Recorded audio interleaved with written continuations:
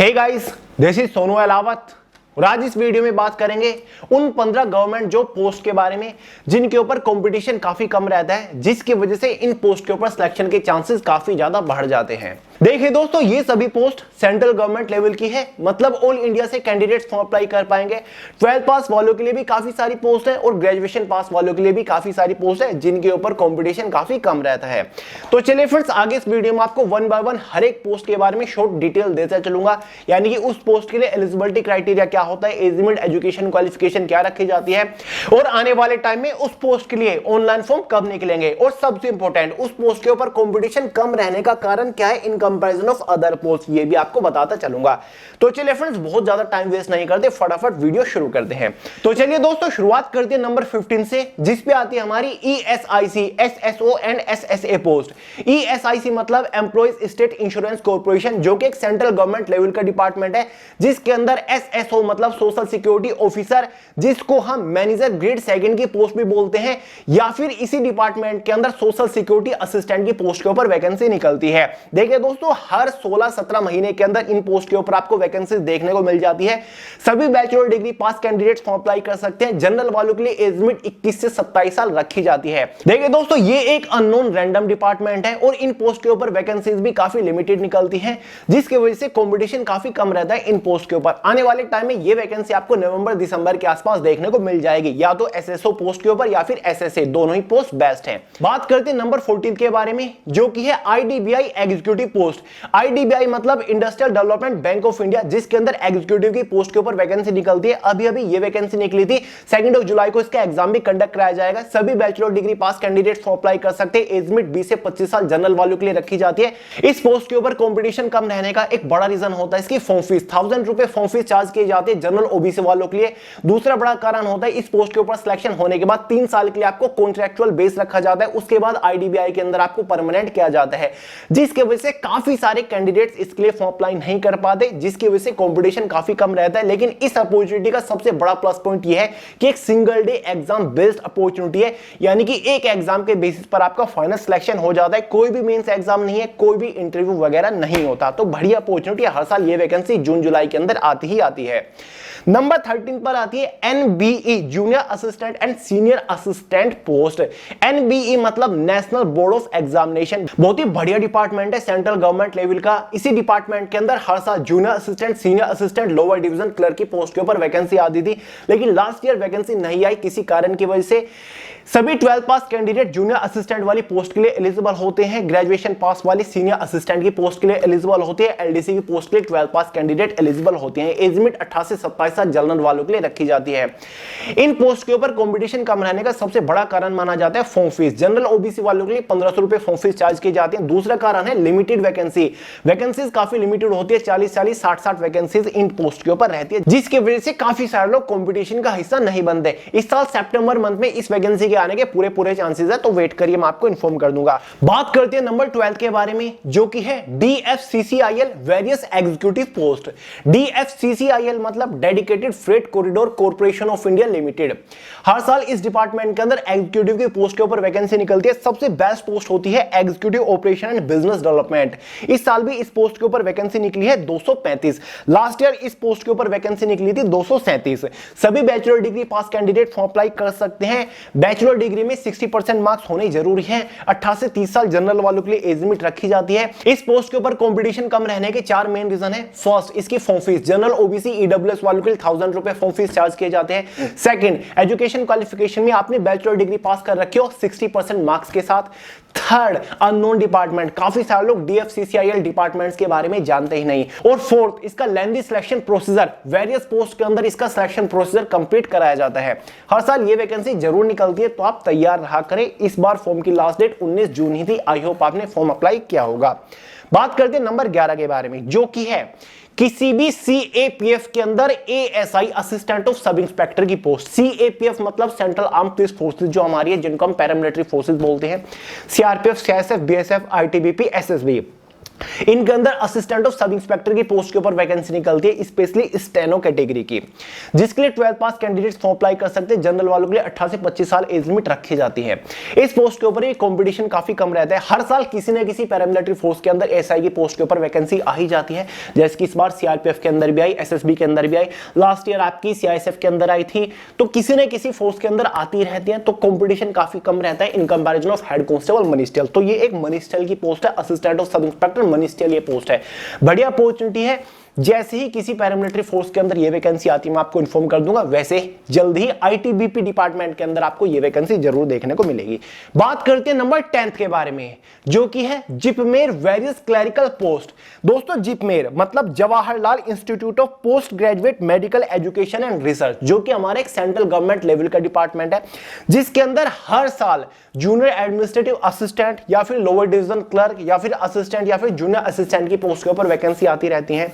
एक साल में 3-4 बार डिफरेंट क्लरिकल पोस्ट के ऊपर वैकेंसी इस डिपार्टमेंट के अंदर आ जाती है। रिकॉर्ड उठा के देख लीजिए, वीडियोस भी आपको प्रोवाइड करता रहता हूं। जितनी भी क्लरिकल पोस्ट होती है मोस्टली सभी के लिए 12th पास कैंडिडेट्स फॉर्म अप्लाई कर सकते हैं। 18 से 27 साल एज लिमिट रहती है। इस डिपार्टमेंट के अंदर इन पोस्ट के ऊपर कंपटीशन कम रहने का मेन रीजन होता है फॉर्म फीस। 1000 या फिर 1500 रुपए फॉर्म फीस चार्ज किए जाते हैं। दूसरा कारण होता है लिमिटेड वैकेंसीज, काफी लिमिटेड वैकेंसी होती है, 15, 20, 25 इस टाइप से वैकेंसीज होती है इन पोस्ट के ऊपर। क्लियर है। साथ ही ये जो इसका हेडक्वार्टर है वो पुदुचेरी के अंदर है, जिसकी वजह से जो हमारे नॉर्थ इंडिया के कैंडिडेट्स है वो फॉर्म अप्लाई नहीं कर पाते लोकेशन की वजह से। तो भाई हर साल वैकेंसी जरूर आती है, अभी गई थी पिछले महीने। अब इस डिपार्टमेंट के अंदर इन पोस्ट के ऊपर आपको वैकेंसी सितंबर मंथ में देखने को मिल सकती है। चैनल के ऊपर बने रहेगा, मैं आपको तुरंत इन्फॉर्म कर दूंगा। नंबर 9 के ऊपर बढ़ने से पहले आपको कुछ बुक्स के बारे में बता दूं। देखिए फ्रेंड्स, यहां पर आपको दो डिफरेंट बुक्स रिकमेंड करूंगा, जो कि आती है ओशवाल बुक्स की तरफ से, जिसमें से एक है जनरल इंग्लिश की बुक और दूसरी हमारी स्पेशली क्वांटिटेटिव एप्टीट्यूड के लिए है। पहले जनरल इंग्लिश के बारे में बात करें फ्रेंड्स, हाईली रिकमेंडेड बुक है, मोस्टली टीचर्स इन्हीं बुक को रिकमेंड करती है, आपने देखा भी होगा। तो अगर आप अपनी इंग्लिश का कॉन्सेप्ट अच्छे से स्ट्रॉन्ग करना चाहते हैं, मेरे हिसाब से सबसे बेस्ट बुक आपके लिए रहने वाली है। ये बुक हर एक कॉम्पिटिटिव एग्जाम के लिए यूजफुल है। इसके अंदर कंप्लीट इंग्लिश का syllabus chapter wise topic wise अच्छे से कवर्ड है। यहां पर आप इंग्लिश का कॉन्सेप्ट भी क्लियर कर सकते हैं, थ्योरी बहुत ही अच्छे से समझाई हुए एग्जांपल्स के साथ ही फ्रेंड्स चैप्टर वाइज इसमें प्रैक्टिस एक्सरसाइज भी दे रखी है। प्रैक्टिस एक्सरसाइज इसमें क्वेश्चंस के लेवल के अकॉर्डिंग दे रखी है, मतलब पहले प्रीलिम्स क्वेश्चंस, उसके बाद इंटरमीडिएट, उसके बाद एक्सपर्ट लेवल के क्वेश्चंस है, जिससे आप अपनी हार्डकोर प्रैक्टिस कर सकते हो। 1000+ ऑब्जेक्टिव क्वेश्चंस इसके अंदर आपको देखने को मिल जाएंगे। और सबसे बड़ा प्लस पॉइंट मुझे इस बुक का लगा कि इसमें एग्जाम के लेवल के अकॉर्डिंग क्वेश्चंस दे रखे हैं, जैसे कि एसएससी एमटीएस एग्जाम में किस लेवल के क्वेश्चंस पूछे जाते हैं, आईबीपीएस पीओ एग्जाम में किस लेवल के होते हैं, IBPS clerk, SSC CGL, SSC CHSL exam में किस लेवल के क्वेश्चंस पूछे जाते हैं। हर एक क्वेश्चन का डिटेल्ड सॉल्यूशन दे रखा है, जिससे आप खुद प्रैक्टिस कर सकते हो। इसी के साथ क्वांटिटेटिव एप्टीट्यूड की बुक भी मुझे काफी अच्छी लगी। ये भी हर एक कॉम्पिटिटिव एग्जाम के लिए यूजफुल है। इसमें भी क्वांटिटेटिव एप्टीट्यूड का पूरा syllabus chapter wise topic wise अच्छे से क्लियर किया हुआ है। हर एक क्वेश्चन का डिटेल सॉल्यूशन दे रखा है, शॉर्ट ट्रिक दे रखी है, एग्जांपल्स दे रखे हैं, जिससे आप अपना कॉन्सेप्ट तो स्ट्रॉन्ग कर ही सकते हो, साथ ही हार्डकोर प्रैक्टिस भी कर सकते हो। देखिए दोस्तों, दोनों ही बुक्स का लिंक मैं इसी वीडियो के नीचे डिस्क्रिप्शन बॉक्स में प्रोवाइड करा रहा हूं। उनके थ्रू आप परचेज करके घर पर अवेलेबल करा के बुक से तैयारी शुरू कर सकते हैं। तो दोस्तों हम बात कर रहे थे नंबर 9 के बारे में, जिस पे आती है डीडीए वेरियस पोस्ट। डीडीए मतलब दिल्ली डेवलपमेंट अथॉरिटी, जो कि दिल्ली गवर्नमेंट का काफी बड़े लेवल का डिपार्टमेंट है, जिसके अंदर फिलहाल भी काफी सारी पोस्ट के ऊपर वैकेंसीज निकली हुई है, जिसमें जीएसए जूनियर सेक्रेटरी असिस्टेंट की पोस्ट है, एएसओ असिस्टेंट सेक्शन ऑफिसर पटवारी की पोस्ट के ऊपर वैकेंसीज है। जूनियर सेक्रेटरी असिस्टेंट के लिए 12th पास कैंडिडेट एलिजिबल है। एएसओ और पटवारी के लिए सभी बैचलर डिग्री पास कैंडिडेट्स अप्लाई कर सकते हैं। एज लिमिट 18 से 27 साल जीएसए की पोस्ट के लिए और मैक्सिमम 30 साल असिस्टेंट सेक्शन ऑफिसर के लिए रखी गई है। फॉर्म फिलहाल भी अप्लाई किए जा रहे हैं। फॉर्म की जो लास्ट डेट है वो 2 जुलाई है। इन पोस्ट के ऊपर कंपटीशन कम रहने का सबसे बड़ा कारण है फॉर्म फीस। 1000 रुपए फॉर्म फीस चार्ज किए गए हैं, जिसकी वजह से काफी सारे लोग अफोर्ड नहीं कर पा रहे हैं। दूसरा मेन कारण है दिल्ली का डिपार्टमेंट। ये एक दिल्ली का डिपार्टमेंट है, सेंट्रल गवर्नमेंट लेवल का डिपार्टमेंट इसको नहीं कहा जाता। सिलेक्शन होने के बाद दिल्ली के अंदर आपको पोस्टिंग मिलेगी, जिसकी वजह से इसके ऊपर कंपटीशन थोड़ा कम है। अननोन रैंडम डिपार्टमेंट है, जिसकी वजह से काफी सारे लोग इस डिपार्टमेंट के अंदर इसके बारे में नहीं जानते, एसएससी के पीछे भागते हैं। कंपटीशन कम रहने का ये भी एक बड़ा कारण है। और मेरा मानना है कि बहुत ही बढ़िया अपॉर्चुनिटी है इस टाइप की अपॉर्चुनिटी बिल्कुल भी मिस नहीं होनी चाहिए, ग्रैंड अपॉर्चुनिटी है। डिटेल वीडियोस प्रोवाइड करा रखी है, चेकआउट कर लीजिएगा चैनल के ऊपर। बात करते हैं नंबर 8 के बारे में, जो कि है आईबीपीएस क्लर्क की पोस्ट। अब काफी सारे लोग बोलेंगे कि भैया आईबीपीएस क्लर्क की पोस्ट के ऊपर कंपटीशन कैसे कम रह सकते हैं, हर साल 7,000 के आसपास वैकेंसी निकलती है। देखिए दोस्तों, इस पोस्ट की इक्विवेलेंट जो पोस्ट होती है उनके कंपैरिजन में इस पोस्ट के ऊपर कंपटीशन काफी कम रहता है। इसके इक्विवेलेंट कौन सी है? आईबीपीएस ऑफिस असिस्टेंट की पोस्ट है, जिसके ऊपर हाल ही में काफी बड़ी वैकेंसी निकली हुई है, फॉर्म की लास्ट डेट एक्सटेंड हो चुकी है। देखिए दोस्तों, उस पोस्ट के ऊपर बहुत ही हैवी कंपटीशन रहता है इसके कंपैरिजन में, क्योंकि उस पोस्ट का जो सिलेक्शन प्रोसीजर है वो थोड़ा सा इजी है। उसके प्री और मेंस एग्जाम में इंग्लिश सब्जेक्ट से क्वेश्चन नहीं आते, मेंस एग्जाम में भी इंग्लिश सब्जेक्ट ऑप्शनल होता है, लेकिन क्लर्क की पोस्ट के ऊपर इंग्लिश सब्जेक्ट से क्वेश्चन आते हैं मेंस एग्जाम में भी और प्री एग्जाम में भी। इसी की वजह से काफी सारे लोग पीछे हट जाते हैं, फॉर्म अप्लाई नहीं करते। एसबीआई क्लर्क की पोस्ट के कंपैरिजन में भी इस पोस्ट के ऊपर कंपटीशन थोड़ा कम रहता है। इसी वजह से मैं आपको बोल रहा था कि चांसेस है IBPS clerk, IBPS office assistant के कंपैरिजन में यहां पर कंपटीशन कम रहता है। सभी बैचलर डिग्री पास कैंडिडेट फॉर्म अप्लाई कर सकते हैं, 20 से 28 साल इसकी एज लिमिट होती है। ये वैकेंसी अब निकलेगी जुलाई के फर्स्ट वीक में, गारंटीडली तैयारी शुरू कर दीजिए। अगर सितंबर में इसका एग्जाम कंडक्ट कराया जाएगा, ऑफिशियली मैं बता रहा हूं। नंबर 7 के बारे में बात करें, जो कि है हमारी नाबार्ड असिस्टेंट मैनेजर। नाबार्ड के बारे में आपने सुना ही होगा, national bank for agriculture and rural development, जो कि ग्रामीण बैंक है। इसके अंदर हर साल असिस्टेंट मैनेजर की पोस्ट के ऊपर वैकेंसी निकलती है। इस पोस्ट के ऊपर भी कंपटीशन काफी कम रहता है, जितना देखने में लगता है उतना कंपटीशन नहीं रहता। सभी बैचलर डिग्री पास कैंडिडेट फॉर्म अप्लाई कर सकते हैं। 21 से 30 साल जनरल वालों के लिए एज लिमिट रहती है। इस पोस्ट के ऊपर कंपटीशन कम रहने का एक मेन कारण माना जाता है कि इसकी क्वालिफिकेशन में बैचलर डिग्री में 60% मार्क्स आपके मिनिमम होने चाहिए, तो आप एलिजिबल होते हैं। जनरल ओबीसी वालों के लिए क्राइटेरिया रखा जाता है। क्लियर है?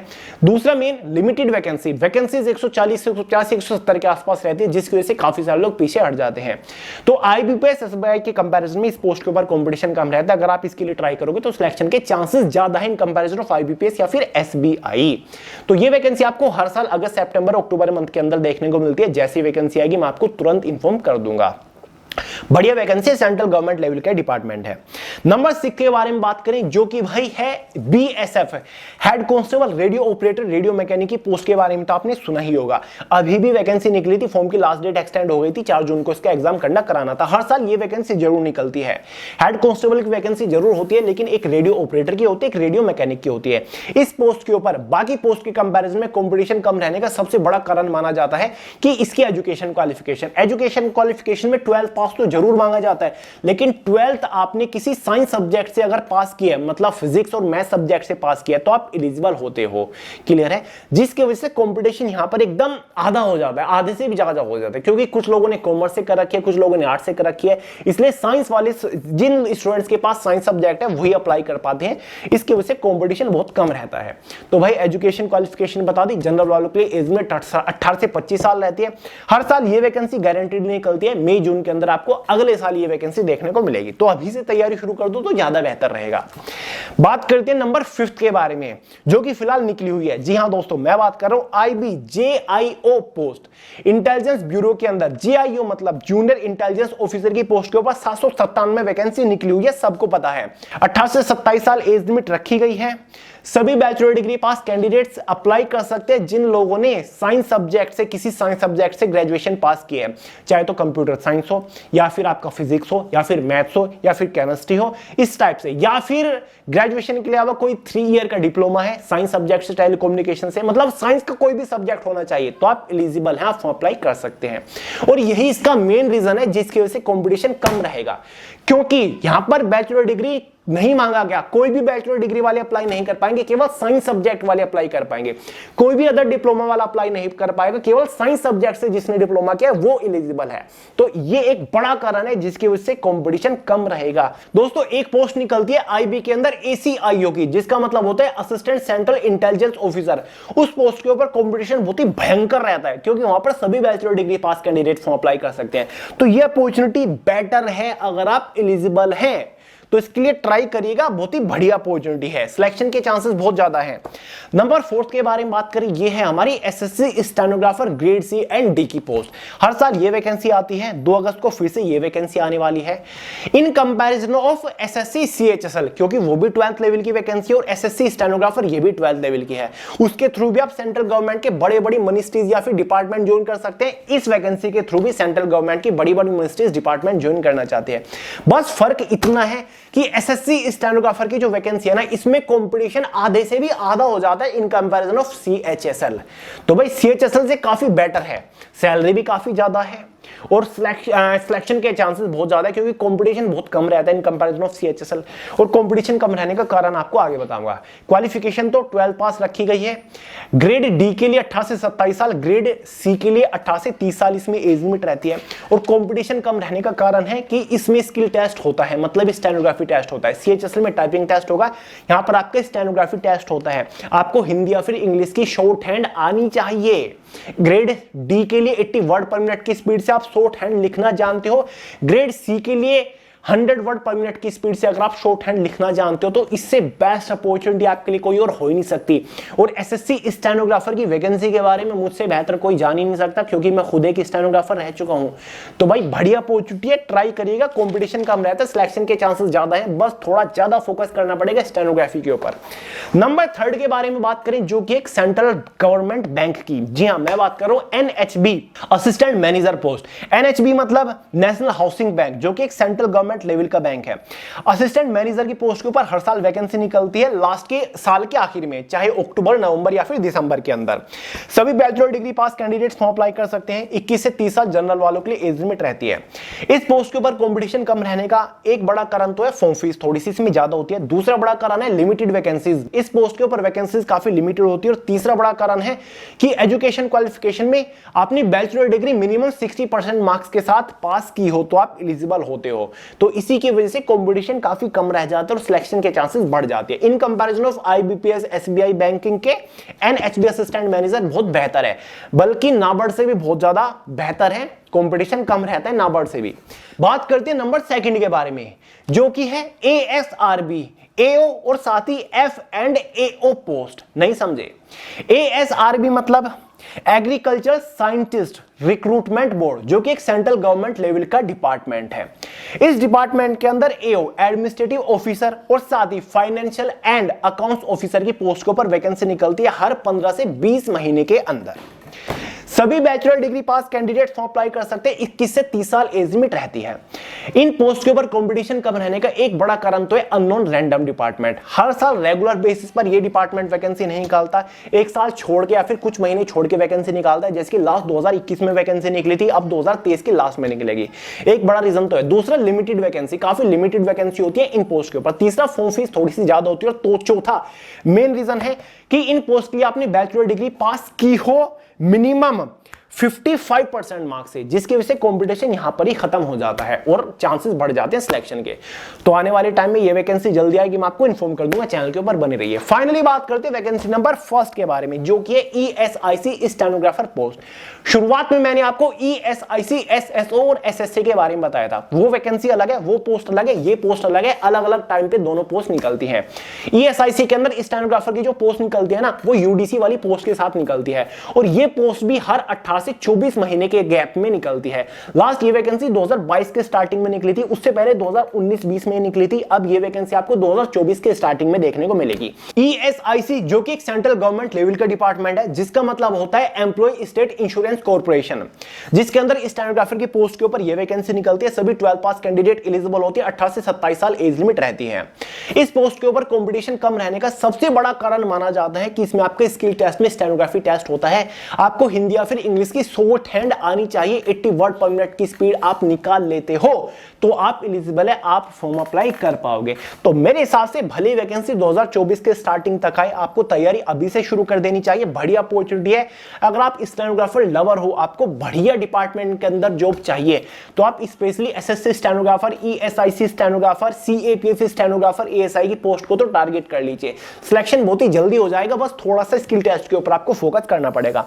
तो भाई ये 15 गवर्नमेंट जॉब है जिनके ऊपर कंपटीशन काफी कम रहता है in comparison of other government post, जैसे कि SSC CGL, SSC CHSL, CPO, police force, IBPS, SBI, RBI assistant, DRDO, UPSC, railways. In department और पोस्ट के ऊपर तो खतरनाक कंपटीशन रहता है, लेकिन इन 15 पोस्ट के ऊपर कंपटीशन काफी कम रहता है, सिलेक्शन के चांसेस ज्यादा है। जैसे ही इनमें से कोई भी पोस्ट आएगी मैं आपको तुरंत इंफॉर्म कर दूंगा एक डिटेल वीडियो बना के, इसलिए चैनल को सब्सक्राइब करके बेल आइकन को प्रेस करके रखिएगा। तो चलिए दोस्तों, जाने से पहले आपको एक छोटी सी इंफॉर्मेशन दे दूं। वे टू सक्सेस की current affair overdose magazine launch हो चुके हैं, दोनों लैंग्वेज में, इंग्लिश लैंग्वेज और हिंदी लैंग्वेज में अवेलेबल है। पूरे 12 महीने के करंट अफेयर्स हमने डिटेल से कवर कर रखे हैं, एकदम फिल्टर्ड सिलेक्टेड करंट अफेयर्स है, कुछ भी फालतू का आपको नहीं दिया।